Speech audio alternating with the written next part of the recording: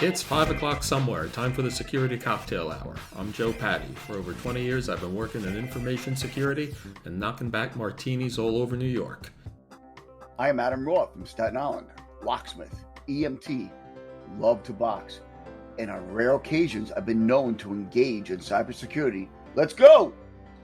All right, so if you've been listening, you might have noticed that Adam is a bit more of a technical guy than I am. I've been a manager for a bit, but Adam is a serious network engineer. So you want to tell everyone a little bit about your vast background and experience in this area? Well, I want to say network security, cyber security, physical security yes. engineer.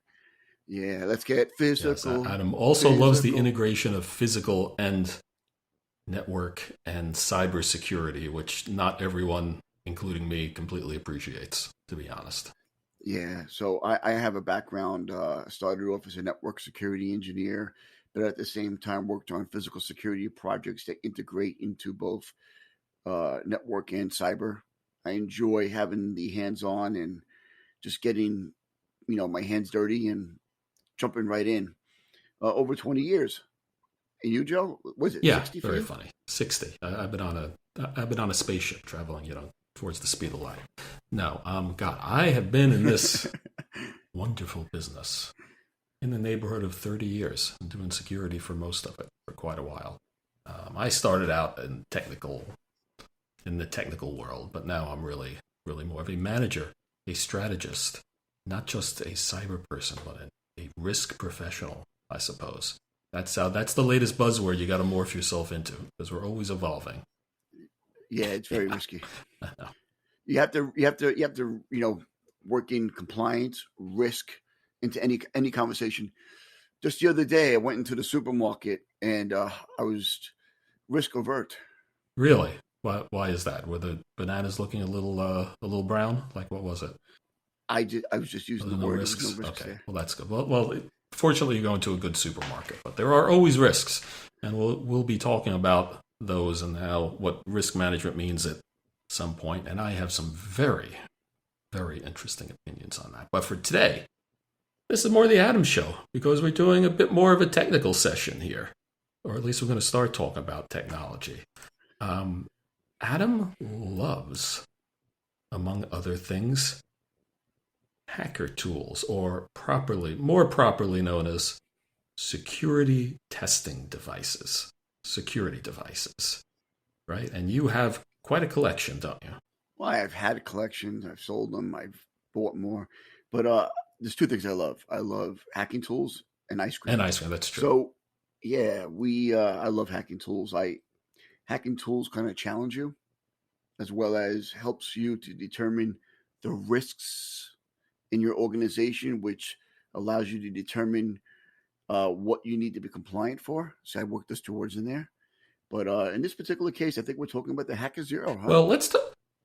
First, let's talk about what we mean by hacking tools, so everyone knows. Basically, it's like the stuff you might have seen on Mr. Robot. I think that's probably how most people are familiar with it. And you actually have had some of those things, haven't you?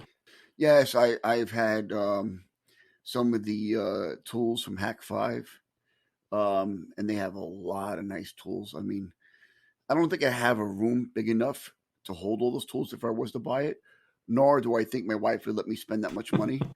But I'm open to receiving them if anybody wants you'll to take stuff for free. Never. What rule number one of hacker tools, never take any that people send you for free, because they're guaranteed to make you unhappy eventually. Put it that way. Depends. But yeah, I mean, but let's be honest. There are tools that come from reliable places that have been compromised before they even hit the floor. But in this particular case, when we speak of hacker tools, they're kind of like pen test tools. And what a pen test is you're looking a pen test is a penetration test, that we say. It's when you try to break into your own stuff. It's a wide term for that, yeah. Please continue. Well, you might not be breaking into your own stuff. You might be breaking into other people's stuff with their permission. Yeah. I want to make sure we say that. But by the way, you should never pen test or penetration test anybody's network without permission in writing. But that being said, what hacker tools do is it exploits vulnerabilities, or it looks or discovers vulnerabilities. So I'll give you a quick example of some vulnerabilities. Maybe you're going to use a hack tool to run commands at a high rate of speed that normally a person couldn't have done by using a tool. Or you might use a hack tool to exploit a vulnerability, maybe in radio, like a flipper zero, and be able to copy a signal and replay it to open up maybe a Tesla charging port. There's a lot of different things that you can test. And the reason why these tools can be used for good is when you're testing, you know what you have to plug up or fix so people can't exploit that themselves.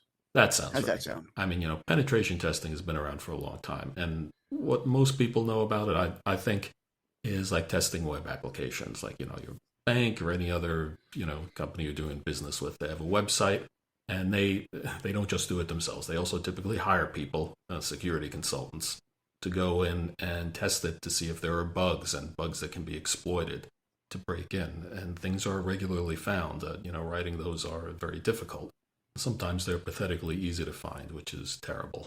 But there are also tools that can be used to do it in an automated way, software tools. But then just about anything, really, you can test, and as more things become, enabled with more electronics and more, more computers and CPUs, more and more types of testing are going on and are actually necessary. I mean, you'll see on TikTok and on YouTube, guys saying, "Oh, I broke into a car, I did this," and they're, some of them are making trouble, and they are doing some things that maybe they, if they're doing more than demonstration, they shouldn't be doing. However, the people who produce those, it's actually very important that they have access to those things too, to find the vulnerabilities before the bad guys do, because the bad guys will. Any vulnerability, any problem or design defect, whatever it is, the bad guys will find it. It is best that you find it first. Yeah, so I don't know if this is really a true story. I don't think anybody can validate it, but I think pen testing goes back to the Trojan horse with the Greeks in the during the Troy Trojan War. When they Trojan War, the Iliad. Into Troy. I'm sorry, during the Trojan War, into Troy, and all those soldiers hid in that big wooden horse, and then they pushed the horse into the territory, and then they came out and they started, they're fighting. That's a pen test. Well, that wasn't right. Penetration test. That was an actual penetration. Those are the bad guys. Those are the bad guys breaking in. If the Trojans had tried that themselves without telling their own soldiers, that would have been a pen test, I suppose. That's true. I'm sorry. I apologize. No, but that exactly illustrates the point. Whether you realize it or not, Adam, you're a genius. You should be trying these things first. And one of the things that, from a home standpoint, that you can do with some of these tools or see, it's like, you may not realize how easy it is or how difficult it is. You may want to know for someone to drive by and unlock your car or start it or open your garage door or those fancy new electronic locks they have. We understand, if you're interested in it, people understand lock picking pretty well. But, how those new connected home systems work and how easily they can be opened, don't know. They need to be tested, and we need to understand what those are if we're going to count on them. So before we jump back into the Flipper Zero, I appreciate you validating or correcting me on the story. I know you were there. Oh, that's how you were able to. I was not there for the Trojan War. I was only there for the Roman Wars. Remember, my real expertise is Roman. Oh, sorry. Okay, but that's exactly what the Flipper Zero does, right? It takes some of those. Well, it does more than radio, though. People concentrate on radio with the Flipper Zero.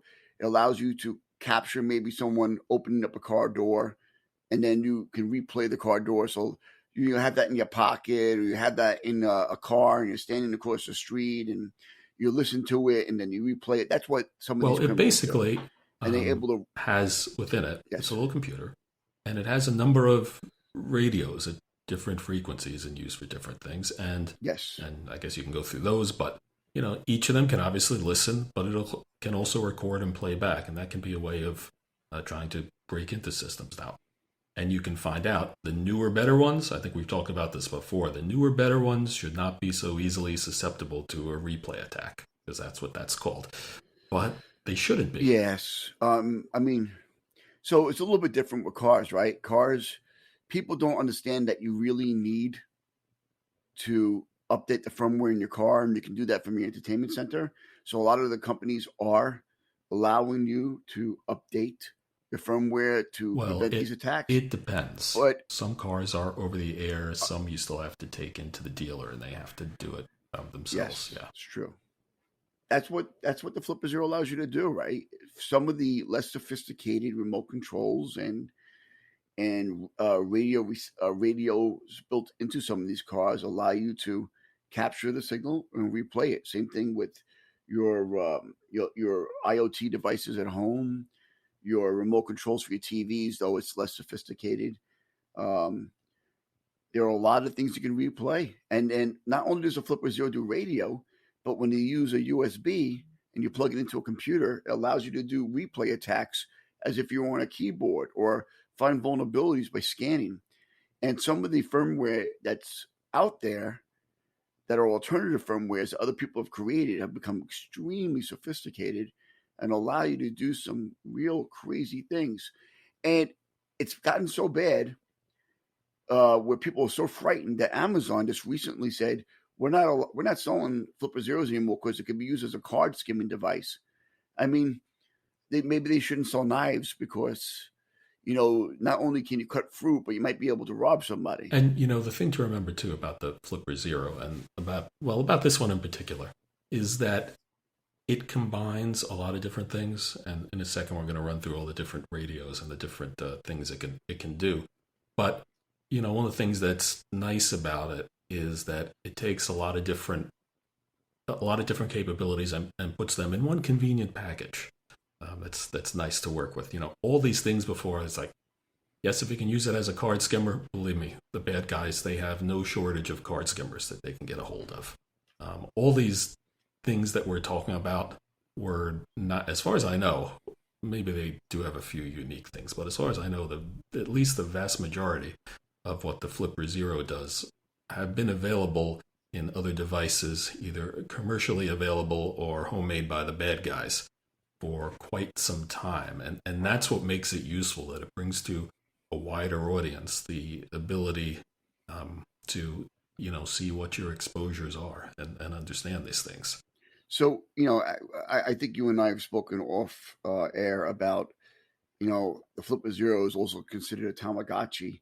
And when you say Tamagotchi, you think about those devices. I originally thought you meant it was a Furby, toys. which horrified me. But yes, you corrected me. Yeah, it's kind of a Furby, but it's electronic Furby that has a screen. For those who don't know, the Tamagotchi was a virtual creature that you had to feed, and when you put multiple Tamagotchis together, it created an ecosystem.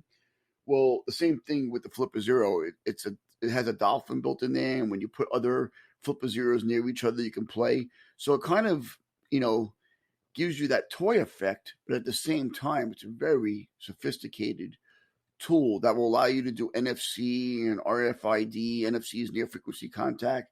So if you have a credit card in your hand, there's a chance you can read the credit card or your access card to your building.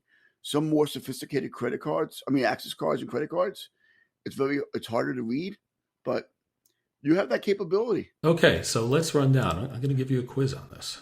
I actually like quizzing. Oh no, it's an easy. No, I don't want to. No, let's run down what it actually has. And remember, we're talking about functions that the Flipper Zero has, but these are things that other devices too that people are using, are basically hacking. Otherwise, with other techniques and other devices that they're playing around with to find the vulnerabilities. So you're talking about NFC. Near frequency communication, right? So what uses that? What can you play around with that? NFC actually, well, you can use, if you go to a gas station, you go to an ATM, you take out your credit card that has the built-in smart chip, and then you wave it in front of that contact on the that's ATM the credit card or the tap. gas pump. Right. And Yeah, that's NFC. That's near frequency. And the You can also phones do it on too, your like phone. Apple The Pay and phone, Google Pay, whatever yes. they call it. Right. And when you board a bus in New York City or even the trains, you use an NFC also to enter into Oh the yes, transit system. in New York now, having a forget about tokens, but having a Metro card is like very uncool. Totally old Old school. school. Yeah. Okay, so it does that. Then there's RFID, which is probably much more pervasive. That's an older technology. That's been around forever, right? It's older, but it's Widely still used. used, and RFID is useful. Yeah, they use it in everywhere from law firms to finding files that they misplaced, to putting it on shirts and pants in stores to track inventory. And some people claim it's built into money. I don't know if it's true or not, but I used to tell my wife that, but I think that's an urban legend. That like what it's when a they wife. Oh yeah, or years legend. ago when they put that little metal strip, the idea was they could tell how much money was in your wallet. But I don't think that's true.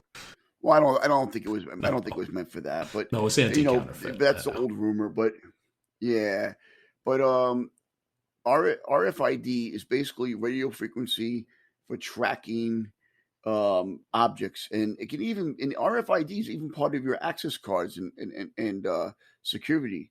I mean, the goal is that you're able to track something with readers all over a location or just a single location. So if you're in a building and you're walking around maybe a government building, they'll know what floor you are or what area Right, you and are. But RFID is more passive than active, I think, because you have to be energized by the reader. But I'm sure they have active RFID most as likely. well. Okay, then there is infrared, which is another pretty pervasive technology.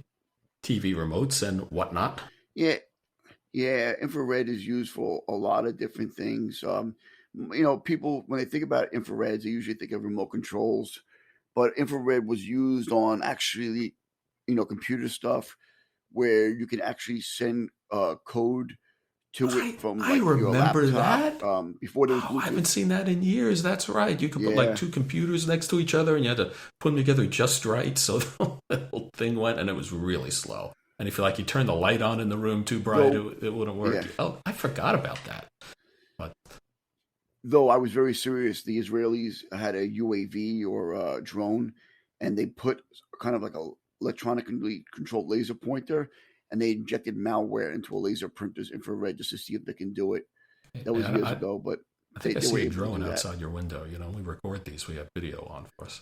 No, you sure? No, I have my Flipper Zero tracks for Okay. drone signatures. A few more things it has. Sub 1 gigahertz, which just sounds so cool. So sub is below 1 gig, and usually that's like 433 megahertz or 300 something megahertz. That's for garage door openers and other types of formally licensed bandwidth for certain frequencies.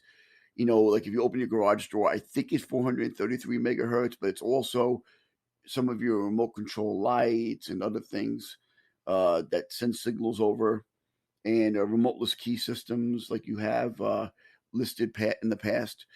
Um, they're not very terribly complicated devices, so there's no real either encryption or changing frequencies. So it's very easy to copy. So if you're standing outside your neighbor and they're opening the garage door, you can replay it. But they also have a brute force built into the Flipper Zero that will go through all the signals and all the normal remotes and try to Oh, open that's the just door. great.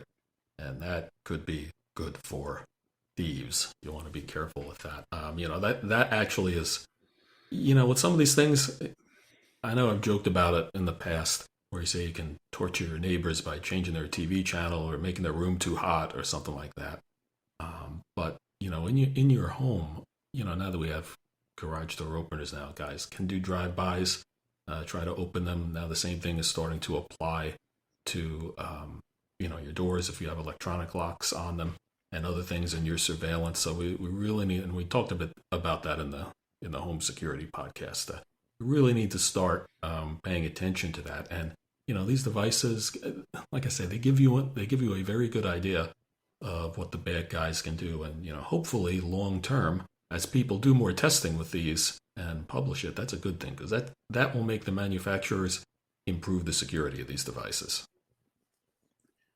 And that's exactly it, right? If we look at it from purely a cybersecurity standpoint and we look at 0 days and someone publishes that they found a 0 day, that kind of motivates the vendor or manufacturer to close that loophole or close that vulnerability so that it doesn't happen in the future. If people use these tools, as long as they're not using it to actually gain something from it, and they're more considered white hat hackers than black hat hackers. For those who don't know, white hat are the honest ones, and the black hat hackers are the ones that do things for malicious reasons or to gain money. As long as they're doing it from a white hat standpoint, to show these vulnerabilities, it actually solidifies some of these gaps and helps you to prevent other people from doing it. So these tools That's can be right. used Yeah, for there's good also too. something called responsible disclosure.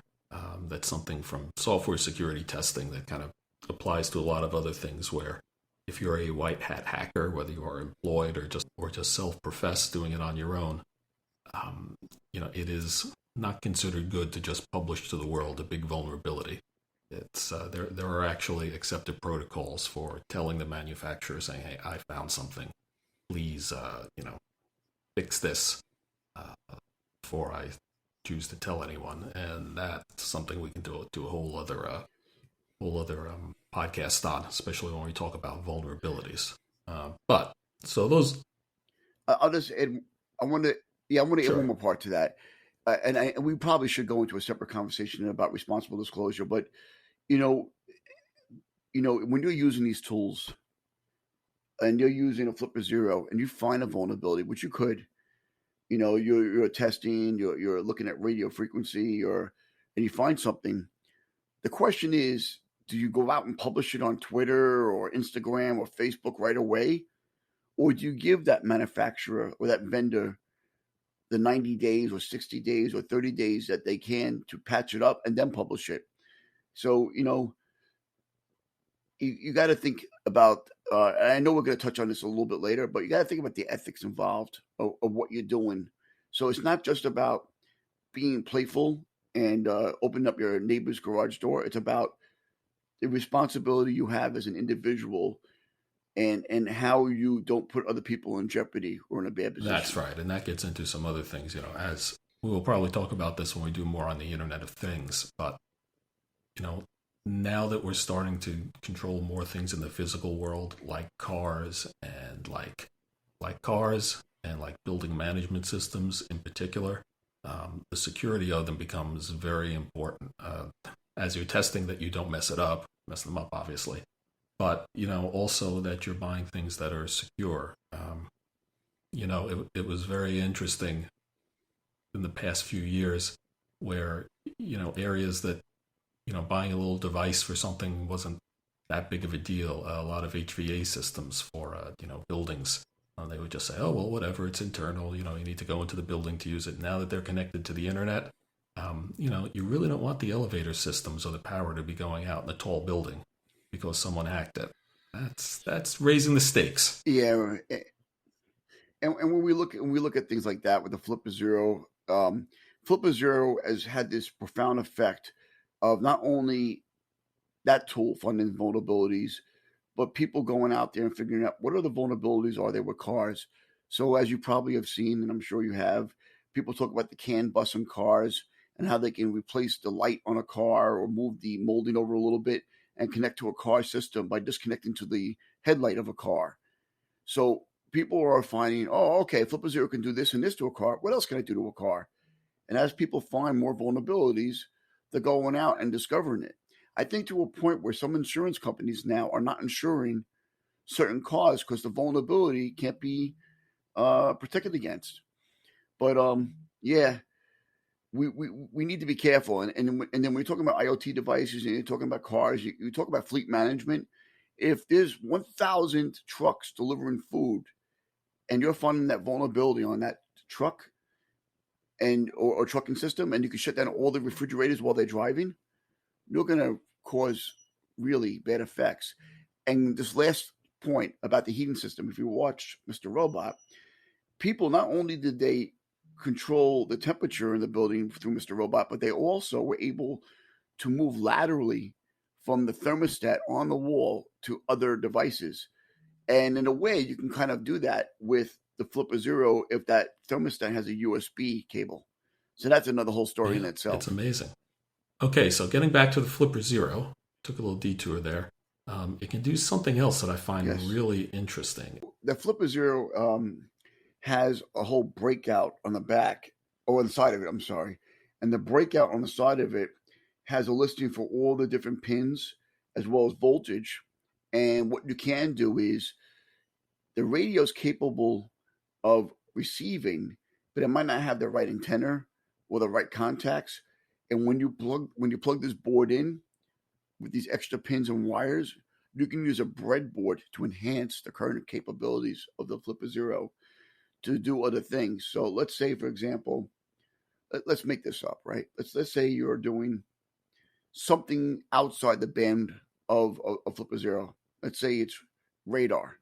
You might be able to use a radar antenna to receive signals, send it back to the Flipper Zero, and use that Flipper Zero as a computer, and add programs or firmware to do additional testing or additional compromises. Oh, that's Pretty what it's good. for. You can essentially then add different radios, different A breadboard. sensors onto Yeah. it. Wow, that's pretty intense, Yeah. actually. So people are currently doing that with the Raspberry Pis. In essence, what you're basically doing is you're kind of, instead of using a Raspberry Pi, you already have a completely built computer that you can carry with you and put a breadboard on it and do some really do-it-yourself add-ons. The breadboards are about $10 each, and they're actually, I'm looking at it, they're sold out because you can do so much. There's so many people out there who are so talented that could do so many Yes, well, things. you have to be a bit of an electronics geek to know how to do that stuff, but there are plenty of people who know how to do it and who have been, frankly, building a lot of these things themselves. Yeah. I'm looking at it now. They're basically doing like Wi-Fi modules and things that you normally can't read, but because it has the capability of using that firmware to do it, they're having a lot of fun. I'll bet. Okay, so where does this thing actually come from, this Flipper Zero? It comes from a company. According to their website, they're based in Delaware, and it is a number of people. I think they're like 40, 50 people. They did a Kickstarter campaign that was very successful a little while back, and you can, well, you could buy it off their website, but they said they're sold out until, I think, as of this recording, they said they're going to get some tomorrow, maybe. You were able to sell it, well, you were able to buy it on Amazon, but then Amazon decided to ban it, right, Adam? Yes, they did. And you actually got your hands on one, but you got it through an interesting place. Not directly. I guess through the secondary market, I suppose you'd call it. No, this is actually a legitimate market. They're a partner of Flipper Zero, but I had to get it from France, and literally by the time I got it, it was already available. I got it from a partner called, I believe, Lab 401 in France, but by the time I received it, it was already more readily available on the Flipper Zero website. But Flipper Zero does have partners. But yes, there's a whole entire market, third-party market, where people are selling them for $1,000 each. Is that largely because of availability, just because they're in short supply? I think because there was a big buzz for it, and countries like Brazil banned it, and everybody's seen it all over the internet, that the hype was there and people were all buying them. And now that most of the people who had that hype bought them, the supply is more readily available. So, you create this whole hysteria about I need it, and everyone buys it at higher prices, especially through third-party markets. And now the demand isn't as high. Yeah, it is kind of interesting because people were saying, "Oh, it's been banned by Amazon, and it was in short supply. You had to go overseas to get it." In some cases, and I'm sure there were people gouging it in terms of prices like they will for anything that's hot. I had also heard that the U.S. Customs Agency had seized the shipment, but never said why, at least in what I was reading. And the interesting thing with all of this is that it makes it sound so exotic and James Bond and everything, but these are not illegal by any stretch, as far as I know. And I am not a lawyer, not even close. So I think because the U.S. Border Patrol was not sure what the device was, and it wasn't analyzed, and people thought it was a threat. They seized a shipment, but I think they released it. And Flipper Zero even posted, I think, on Twitter or somewhere that they're waiting for official response from the U.S. Customs to understand the reasons why they're unhappy with it. But eventually they got released, and now there's no problem importing them into the United States. So, people get scared. They see something, they think it's a hacker tool, and they go crazy. That's right. And, it is important to remember these are tools to be used for good, to be used to protect yourself and to help others protect themselves too. And, even when you do find something, an issue, there are a lot of ethical matters on. So what do you do? Do you just keep it to yourself? Do you tell the world? And telling the world may not be a good thing. Without getting too much into responsible disclosure, like we were saying, typically you would want to contact the manufacturer and tell them, hey, there's a problem here. Please fix it. There are protocols that you can subscribe to that will say exactly the way you should do it, exactly the way the vendor responds, what to do if they if they don't take care of it. But this likely is going to become even more important than it has been in the past, because this has been going on for a very long time in software. Software vulnerabilities are very common, and we know how to do it. If you know, Microsoft every second Tuesday of every month sends out their patches, and a lot of other places do too on similar schedules in a similar way. However, now, as we were saying, as computers and software are being integrated into more and more devices that we use every day, there are more vulnerabilities out there too, and they're becoming much more pervasive. So this is going to be a very interesting thing going forward. The day is coming very quickly, and might have even been here at some point where, say, on your car, they say you need to take this in because we need to fix it right away, or even you'll go to start it and it'll be just like your PC. It's like, wait a minute, I'm downloading an update. I can't drive for a few minutes. That's going to be fun. Well, and that goes back to, and I know we always go in circles with some of the conversations because they always bring up more points. The more sophisticated a device gets, whether it's your car, your HVAC, anything, the more vulnerabilities are introduced with the advanced technologies. And it gets to a point where there's going to be plenty of tools out there. Make no mistake, the Flipper Zero is nothing new as far as tools goes. You can buy different tools on the internet to do everything that the Flipper Zero is doing. However, the Flipper Zero is a nice, compact tool that is embedded. It makes it easier for most enthusiasts to test things. But there's that's right. And don't be fooled either. This is convenient and it's in a nice package. It's not as easy as people think it is. You do have to have a little knowledge and put a little time into this to know how to use it correctly. It's not beyond the realm of anyone who's interested and has some time.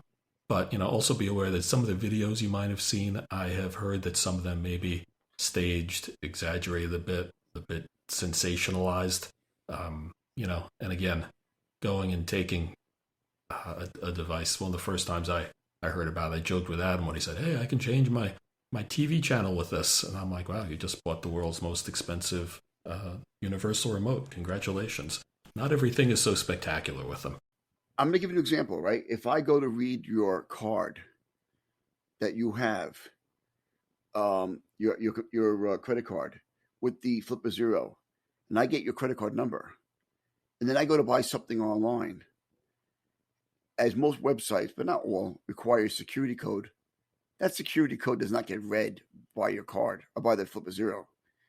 The card is imprinted on your card, the number. You're not getting that when you read it. So if you need the security code, reading the card is not going to do anything for you. Just want to make that clear. If you read somebody's bank card, you still need to know their PIN, unless you're using it as a credit card and then they don't require the security code. So, there are staged things on the internet that make it seem like, you can open up, the gates to heaven with this, which I haven't tried yet. And that's because, card skimming and things like that, they're nothing new. And banks and all have been building systems around this for a long time. So don't get too scared by it. But, if and don't think it's too easy, because it isn't. But you can learn quite a bit and understand your vulnerabilities. Yeah, the last thing I'm going to say is this, in essence, and I know you're going to define what I'm saying, but this, in essence, has become the script kiddie of pen testing physical tools. It makes it easier for a person who's never done this technology before, but it doesn't make it like, plug and play. Instantly, you know what to do. It requires a little bit of work, a little bit of studying and understanding. If you've never done never used these type of tools or pen testing, you still need to learn. Yes, and I'm sure you can, but don't think it's too simple. Script kiddie is a security term for someone who doesn't really know security, doesn't really know how to hack or to break into things or to test them, and just finds a script or a program on the internet to run it. And if it works, it works. And if not, they're done. It's kind of the lowest level. And they were, typically kids in the past. Although, unfortunately, some of those kids have grown up into very good and very troublesome adults. But please don't be one of them. In any case, Adam, it is time for last call, but we have a very special last call today. We're noting that, although it's last call here, we're going to have an after party. And what we're going to do is we have a Flipper Zero. Adam has one in his possession, and he is going to do an unboxing of it and show it to you on video. So after all this talk, you can get an idea of what this thing actually looks like. So yeah, the unboxing's 3-minute rounds, 1 minute off. Yeah. Whoever gets the most points wins. Oh, that unboxing. I'm sorry. Not actual boxing. Yes. Unboxing. Yes. So that'll be fun. We will have that on our YouTube channel, where you can also catch this podcast. And of course, you can catch the podcast on just about any podcasting platform of your choice. And we're looking for feedback. We're definitely looking for feedback. So if there's something that you liked or didn't like, or you want to see something else or hear about something else, please email us at feedback@securitycocktailhour.com. Again, feedback@securitycocktailhour.com. And if you want to send us hacking tools to evaluate, hey, we'll take them too. Yes, thank you. All right. That's it for this episode. We will see you next time. Adam, good doing this with you as always. That's all, folks. All right. Take it easy.